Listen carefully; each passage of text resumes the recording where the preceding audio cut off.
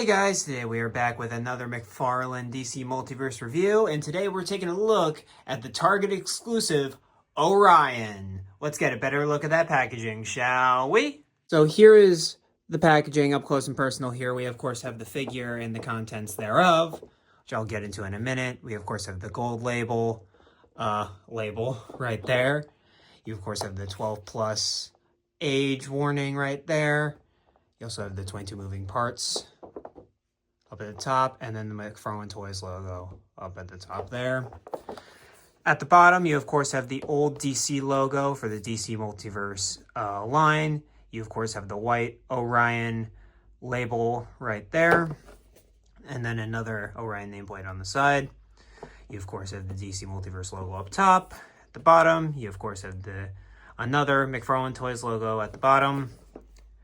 Here we have a panel from some New Gods run. I want to say it's John Byrne, but it does not look like John Byrne. So help me out if you know which New Gods run this is actually derived from, because I can tell you right now it's not Jack Kirby. Up at the top, you of course have Orion from the New Gods right there. Then you have the McFarlane Toys logo up at the top again.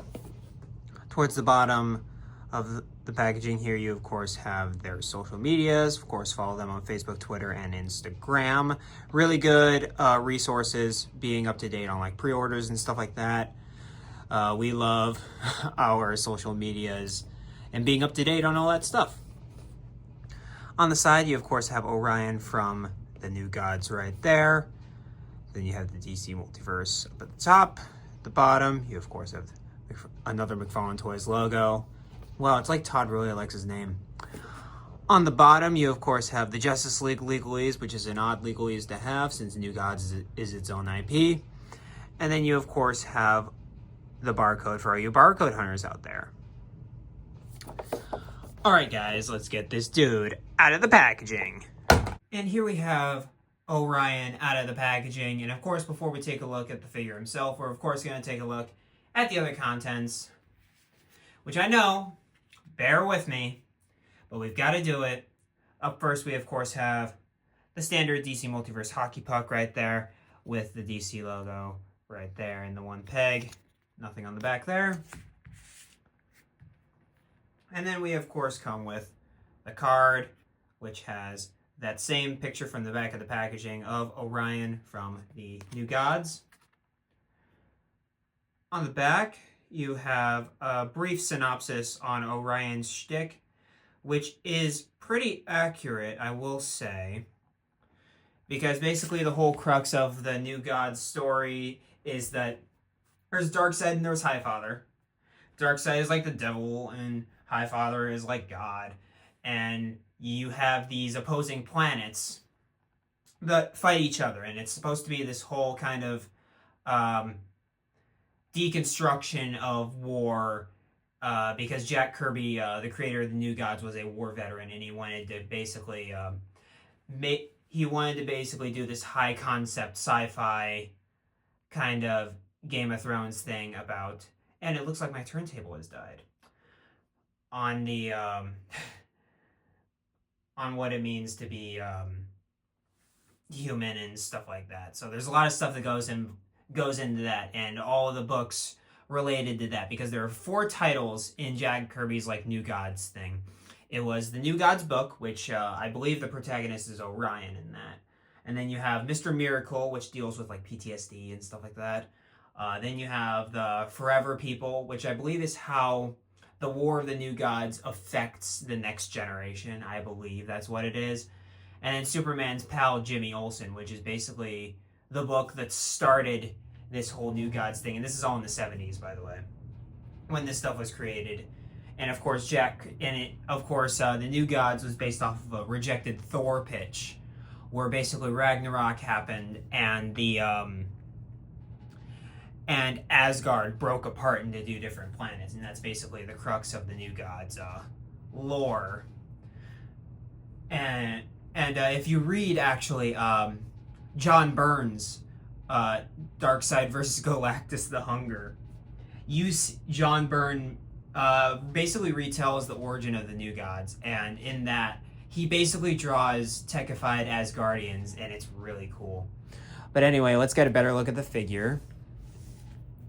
As you noticed from the obvious, the only accessory Orion comes with is his, I'm going to call it his flight rig, because I don't know what it's actually called, because I haven't read the New Gods books. The most I know Orion from is, of course, his appearances in Justice League and Justice League Unlimited, and that stuff.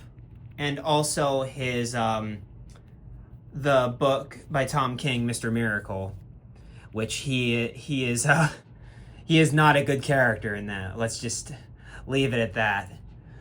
But let's put that there.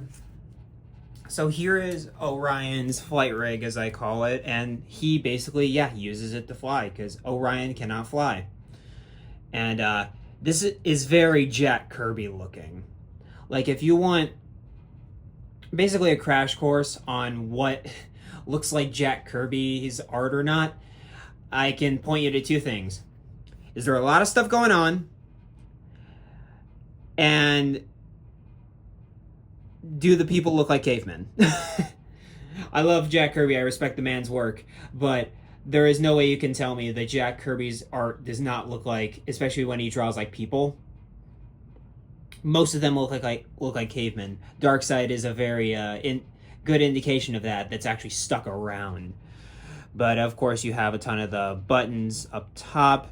You have where Orion places his mother box right there, so he can travel through basically anywhere. You of course have a lot of stuff going on right there. You have, I believe these are actually laser canisters. I think he has like some kind of like trigger that he presses and they fire lasers and stuff like that. So that's pretty cool.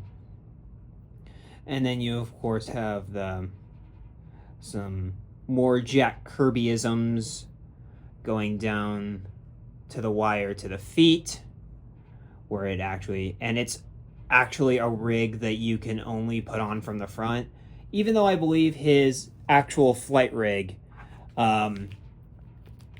is an actual like harness and not just like that. But yeah, I had him in it earlier, so you simply just put it on him like that. You've got Orion with his flight rig on. Very cool accessory, and it's probably the only accessory Orion needs, because he's usually pictured either flying around in his flight rig or beating the hell out of Darkseid. Because he's obviously Darkseid's son. And how that works is basically that Darkseid and Highfather have been warring for a while. They decide on a peace treaty by exchanging sons. Orion is Darkseid's kid, and Mr. Miracle is actually Orion, Highfather's kid, and they trade kids. Eventually, Mr. Miracle escapes Apocalypse because he's known as the name. That's his power, is that he can escape things. But Orion's constant battle is basically not to become his father. And I think that's something really special that Jack really hit on the nose with a lot of people who've suffered through abuse and troubles like that. So I think that's really special. But anyway, let's get a look in the actual figure now. This is the one thing I'm not a huge fan of with the figure, is the departure they took with the helmet. Like, that does not look like that, you know? And I don't think Orion's helmet has ever looked this ridiculous. Like, you could probably see this on an Asgardian, like a Thor helmet, but Orion's wings or whatever are never that obtuse. So there is that. That's probably the only thing I really have. But you of course have the Orion logo up at the top there, nicely painted. Then you have the gold accents, which look really good. And I love the eyes and the face overall. That's very Orion. He is a very angry person. So I find that really cool. And then another thing they missed with the paint apps is the fact that he does not have a blue collar. And he doesn't have a blue collar and the skin tone on the neck. But besides that, it doesn't really bother me because Orion's a very plain figure. So I understand if you gotta take some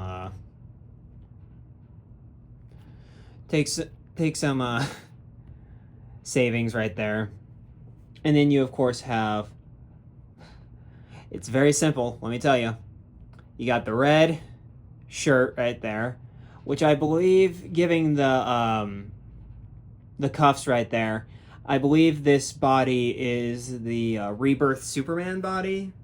I could be wrong, but this is the first time I've actually had this book, so I'm very intrigued to see what it all entails.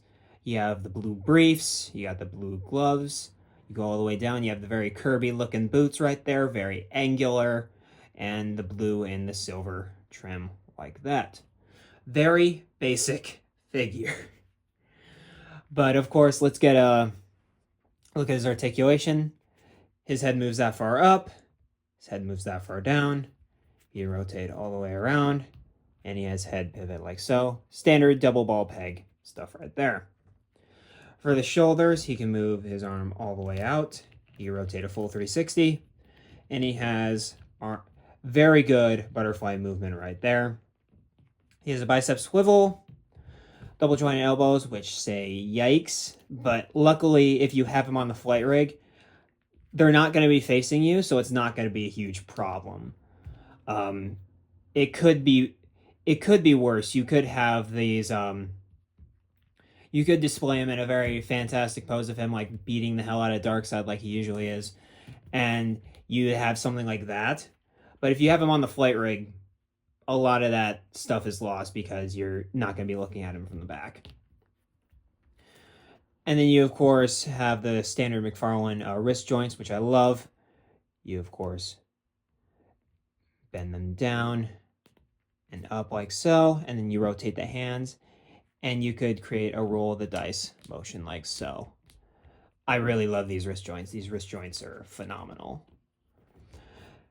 And then for the abs, he can crunch not that far forward. That's really sad. He can barely crunch forward. He can crunch really far back. What the hell? What the hell, Todd? Like, just switch the ranges. It's not that hard. People do not want their figures to limbo. They want theirs to crunch. They want theirs to look like they're getting the hell beat out of them. Like, it's not that hard to figure out. And then for the legs, he's got standard McFarlane legs right there. He can move his legs that far up, his legs that far back. He has thigh pivot like so. His double jointed knees, which don't look the best, but they definitely look better than the arms. And for the ankles, he has a rotation at the top of the ankle pivot at the bottom. Nice ratchet hinge right there. And then you, of course, have toe articulation and peg holes at the bottom of the feet. And up first, we kind of have a very obscure reference where we have the cast from the legendary episode of Justice League Unlimited, Flash and Substance. Even though it is a more focused story on the Flash, Orion makes a perfect contrast to that because he is, of course, a new god. And he doesn't understand the Flash's humbleness and his kind of tomfoolery that the Flash gets himself into a lot of times. And, Batman, ironically, isn't the straight man this time around. He's more of the middle character who kind of and Orion, again, doesn't really understand why Batman puts up with people like the Flash and that. And it's a really great episode. I'd highly recommend. But I just love the fact that we finally have the cast to that absolutely superb episode of Justice League Unlimited. Here's Orion here next to the Hush Jim Lee Superman right there. And I'd say these guys look pretty good together. You could totally do a lot of stuff with that because especially in the and I'm just going to keep referencing the DCAU because it's one of my favorite versions of the New Gods characters. That two-parter episode of Superman called Apocalypse Now, where basically Superman and Orion are working to stop Darkseid. Such a good episode, and they work so well off of each other, and that ending kills me every time. But you could totally do some Superman and Orion stuff with these figures very well. And here is, of course, we have father and son here, Orion and Darkseid right there. And I'd say they do look really good together. However, it's the cape, man. Orion has a more modern-ish look. I'd say this is probably from the 80s, 90s, and Darkseid is clearly from like the 70s. So that's a bit off right there. But besides that, you cannot go wrong with these two. And you could totally do some great ACBA of these two going at it. But there's not much more to say than that. They're a great pair of figures. I do not have Kilowog, so that's why I couldn't make this like a New Gods segment. Because not Kilowog, Calabac. Too many K's. But anyway, yeah, I do not have Calabac, so I could not make this a full New Gods segment, even though we are supposed to be getting a big Barda soon, so that's exciting. And hopefully we get a Mr. Miracle too. That would be rad. And here we are, guys, at the end of this review for Orion here. Overall, I'd have to say Orion is a perfectly solid figure, a solid 7 across the board. You know, he's everything you'd want in an Orion figure. He has his rig. He's very posable, so you can do a lot of more acrobatic stuff. You can, of course, get him in that classic uppercut where he's punching Darkseid in the face. So you can do all that stuff with this figure. So he does do the job. However, he does not invent the wheel. He does not come with so many accessories. The toyetic factor is really not a thing with this figure. He is more made for people who like the character. And I like the character, so it's the perfect figure for me. However, if you're not, 1, a huge fan of the New Gods, and 2, really like obscure DC characters, I don't really see a reason for you to get this figure. He's not one of the more prominent characters, and ever since Jack Kirby was forced off of the New Gods book, he kind of just, the New Gods simply kind of exist. But besides that, that is it for this review. Of course, like, comment, subscribe. Tell me what you think about Orion down in the comments down below. It really helps me go through the editing process and all that jazz. Really gives me purpose in doing these, because it's never, it's not always gung-ho over on this side of the camera here. So I'd really appreciate that. And yeah, that's pretty much it. Keep collecting, be kind of curious out there, and I will see you in the next review. Bye.